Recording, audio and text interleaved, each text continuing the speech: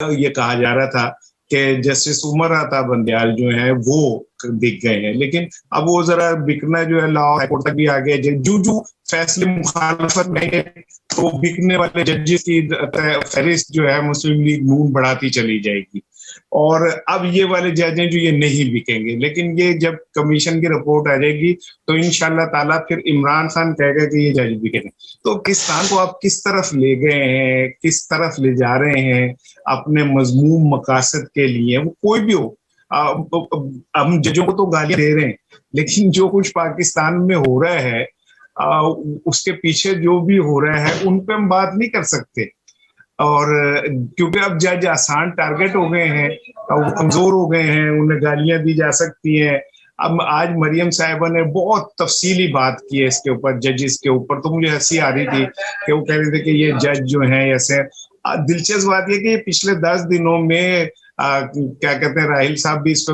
ضرور مجھے امید ہے بات کریں گے، کامران بخاری صاحب بھی، کہ پچھلے 10 دنوں میں 2 پاکستان کی تاریخ کے بڑے فیصلے ہوئے ہیں۔ ایک فیصلہ ہوا ماڈل ٹاؤن کیس کا، اور ایک فیصلہ ہوا منی لانڈرنگ کیس کا،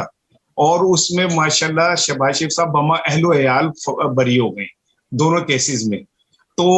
اس پہ تو کہیں شور ہی نہیں مچا، وہ 16 بندے جو مر گئے ماڈل ٹاؤن کے، ان کے کون ذمہ دار ہے ابھی تک نہیں سمجھ آ رہی، اور جو تھے انہیں سب کو بری کر دیا گیا۔ تو یہ کمیشن کی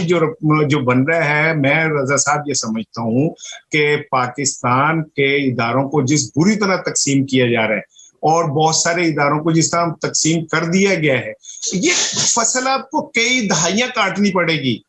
یہ ایسا نہیں ہے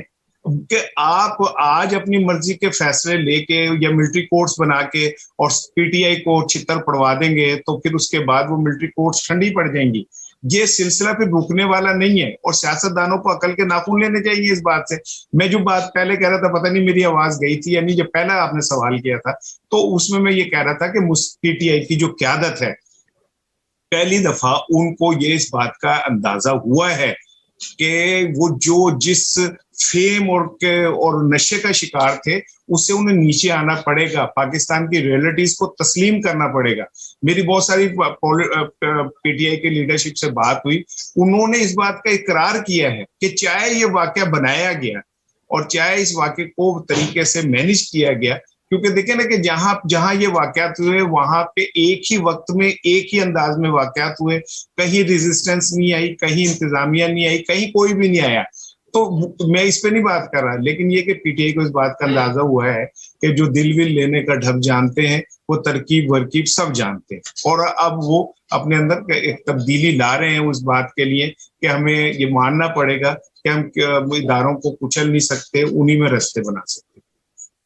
جی، آپ نے بڑی اہم بات کی۔ میں کامران بخاری صاحب سے بھی یہ بات کر دیتا ہوں، چونکہ کامران بخاری آپ آبزرو بھی کر رہے ہیں ساری ڈیولپمنٹس کو، اور آپ نے اس کے اوپر لکھا بھی ہے ملٹری کے جو ورکنگ ہے ڈومیسٹک بھی اور خارجہ پالیسی کے حوالے سے بھی، یہ جو اب نیا فیز شروع ہو گیا، ذرا اس کے اوپر بھی ہمیں بتائیے آپ کیسا اس کو دیکھ رہے ہیں۔ رانا صاحب نے کہا ہے کہ وہاں پی ٹی آئی میں بھی ری تھنکنگ جو ہے وہ شروع ہو گئی ہے، وہاں بھی سوچ بچار ہو رہی ہے کہ اب ہم نے کس طرح سے حالات بہتر کرنے ہیں ریاست کے ساتھ، خصوصاً آرمی کے ساتھ۔ تو آپ اس کو کہاں جاتا دیکھ رہے ہیں کامران؟ دیکھیں رضا، ملٹری جو اسٹیبلشمنٹ ہے اس کے سامنے ایک بہت بڑا معمہ ہے کہ جو انہوں نے ایکسپیریمنٹ شروع کیا تھا اس کو وہ ختم نہیں کر پا